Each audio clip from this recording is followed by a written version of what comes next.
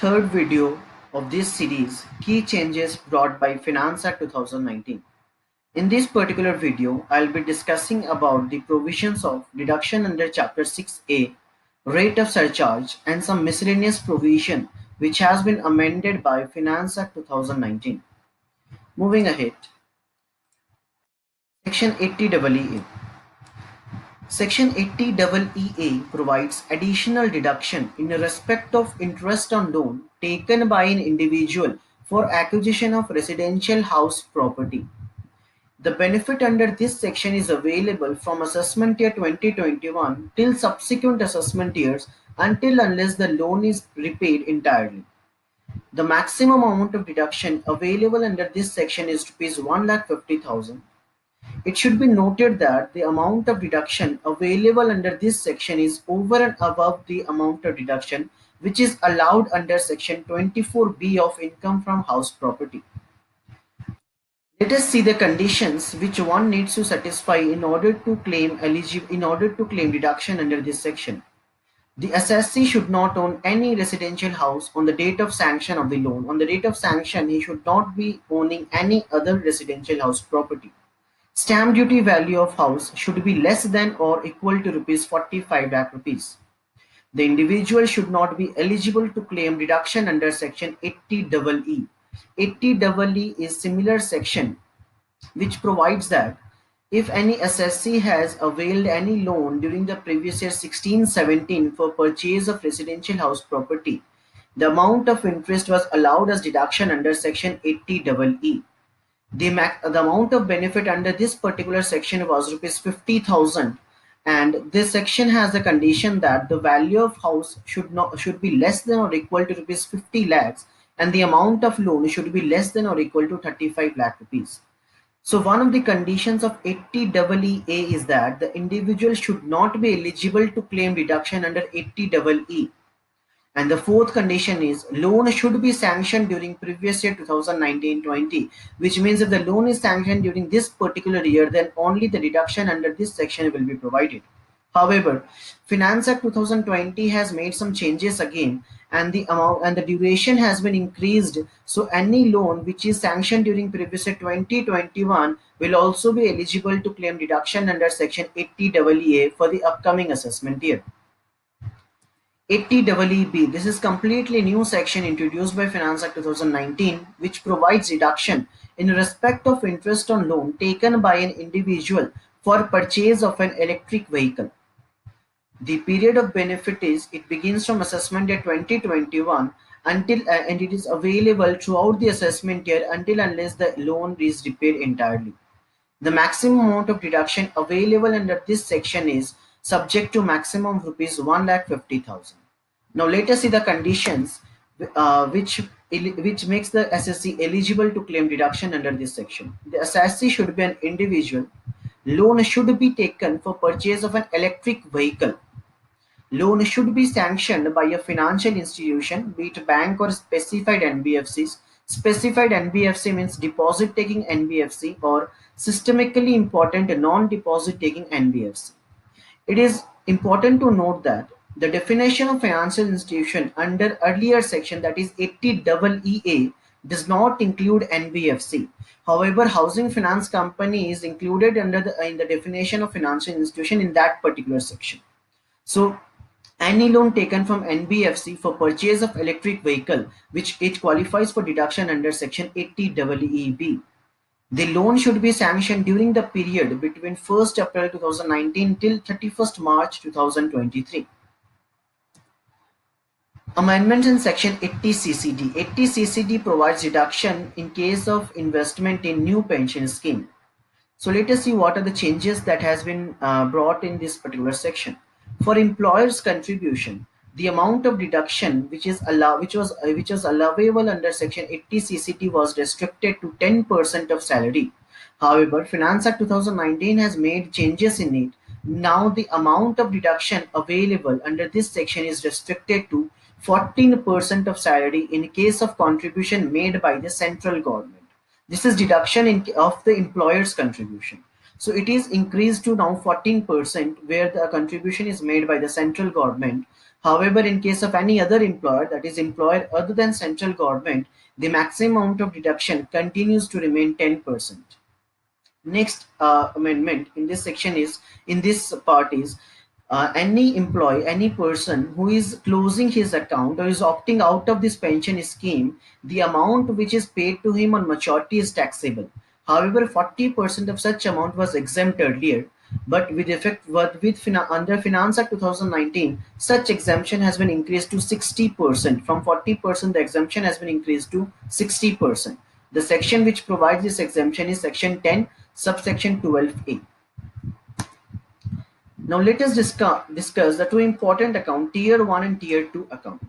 Let us see what are these accounts. Tier 1 account is the main account of NPS, for which deduction under section 80 CCD is available. Now what is tier 2 account? Tier 2 account is the additional account in which central government employee contributes their amount. This is the additional account in which they contribute the additional account. Please note that any amount invested, any amount deposited in tier 2 account is not eligible for deduction under section 80 CCD. Rather, deduction for the same is allowable under section 80C. So we have to note that tier 1 account 80 CCD provides for deduction of only tier 1 account, whereas any amount of investment in tier 2 account falls under deduction under section 80C. Moving ahead with the new topic, rate of surcharge. Rate of surcharge has been changed by Finance Act 2019. Earlier, we had two rate of surcharge for individual HUF, AOP, BOI, and AJP. And that was, if the income is more than 50 lakh and less than 1 crore, rate of surcharge was 10%. Any income exceeding 1 crore, the rate of surcharge was 15%. However, now there is a change in this section. If the income is more than 1 crore but less than equal to 2 crore, the rate of surcharge is 15%, and if the income is more than 2 crore but less than 5 crore, the rate of surcharge is 25%, and in case your income is more than rupees 5 crore, the rate of surcharge is 37%. This amendment is incomplete without this press release. The CBDT press release, which was released on 24th August, says that the enhanced surcharge, please mark the words, the enhanced surcharge of 25% and 37%, which provides in case the total income exceeds 2 crore and 5 crore, which is applicable in this particular case of where the income exceeds 2 crore and 5 crore, has been withdrawn. The enhanced surcharge of 25 and 37% has been withdrawn on income tax which is payable at special rates on short-term capital gain under section 111A and long-term capital gain under section 112A. So if there is any income which is taxable under this particular section at a concessional rate, that is 15% under 111A and 10% under 112A. So for that particular income, the enhanced surcharge of 25% and 37% is not applicable. For that particular income, the maximum rate of surcharge is 15% only. So let us understand this particular press release, this particular amendments by way of few examples. Suppose these are the components of total income. Short-term capital gain taxable under 111A of rupees 54 lakh rupees. Long-term capital gain which is taxable under section 112A of rupees 55 lakh rupees, and other income is 3 crore. We have total income of 4 crore and 9 lakh rupees. Now, if we look at the table, since the income falls under the slab of 2 crore to 5 crore, the rate of surcharge applicable becomes 25%. However, since the income includes the income which is taxable under the concessional rate under 111A and 112A, so maximum rate cannot exceed 15%. So for this special category income, let me call this particular income a special category income. The special category income of 1 crore 9 lakh rupees, the maximum rate of surcharge for this 1 crore 9 lakh rupees can be 15%. Since this 1 crore 9 lakhs falls under the slab of 1 crore to 5 crore, the rate of surcharge for this 1 crore 9 lakh rupees will be 15%. And for the remaining 3 crore rupees, since it falls under the slab of 2 crore to 5 crore, so surcharge that is leviable under this for this particular income of 3 crore is 25%. So we are sorted out for rupees 4 crore 9 lakh rupees. We have two different rate of surcharge. For the special category of income of rupees 1 crore 9 lakh rupees, the rate of surcharge will be 15%, that is slab of 1 crore to rupees 2 crore, and for remaining 3 crore, the rate of surcharge will be 25%. Let us consider one more example. These are the components: short-term capital gain of rupees 60 lakh, long-term 55 lakhs, and other income 1.10 crore.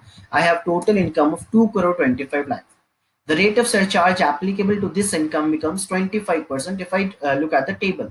Now, let us see the special category income. I have a special category income of 1 crore 15 lakh rupees. 1 crore 15 lakh rupees.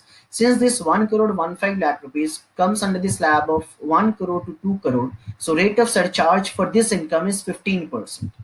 Now, remaining other income of 1.10 crore. This again comes under the same slab of 1 crore to 2 crore. The rate of surcharge for this income also is 15%.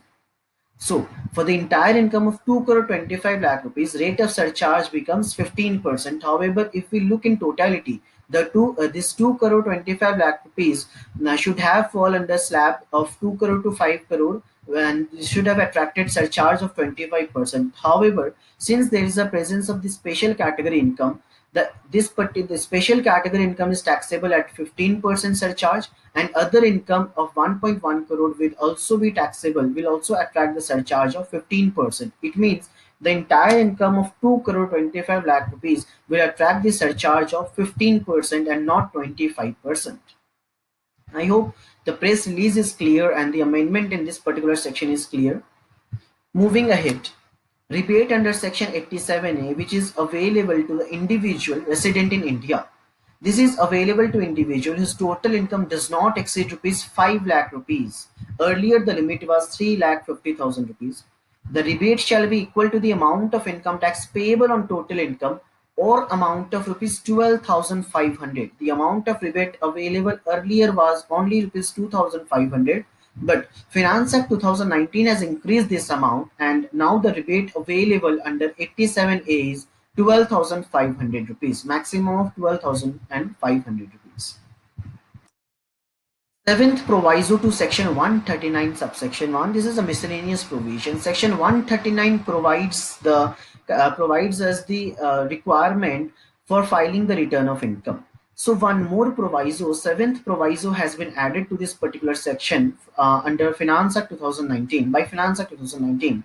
So this says any person other than a company or a firm, other than a company or a firm. Now, why a company or a firm is excluded? The reason for this is because company or a firm are mandatorily required to file the return of income. So this proviso is not applicable to them. So any person other than company or a firm who are not required to furnish a return, who were earlier not required to furnish return under 139, will now be required to furnish the return, if they satisfy any of the following conditions. Let us have a look at these conditions.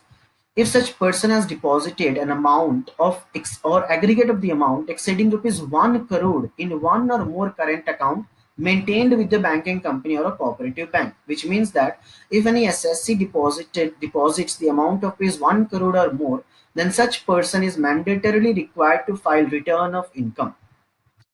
Second point, if he has incurred expenditure of an amount or aggregate of the amount exceeding rupees 2 lakh, either for himself or for any other person for travel to a foreign country, which means if any person has incurred any expense exceeding rupees 2 lakh rupees for foreign travel, then such person will mandatorily required to file return of income.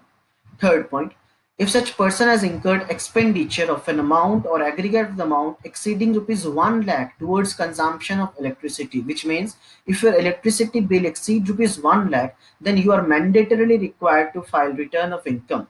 So these are the new amendments. These are the amendments which has been introduced by the seventh proviso, by way of introducing seventh proviso under section 139 subsection 1. And the fourth point is, if such person fulfills such other prescribed conditions, so CBDT may prescribe the conditions which may require the person to furnish the return of income.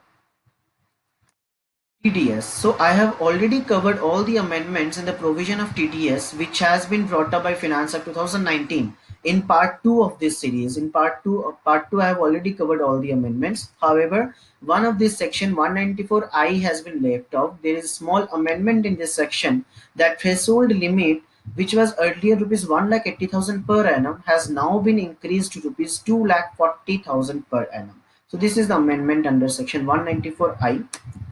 And with this, I complete this series of key changes brought by Finance Act 2019. I hope the series is of use to you, and it will help you a lot in filing the return of this this assessment year, this current assessment year. For any queries and clarification, please feel free to contact. I'll be happy to clarify or to entertain any of the doubt which you have faced while viewing these presentations. Thank you very much. Thank you.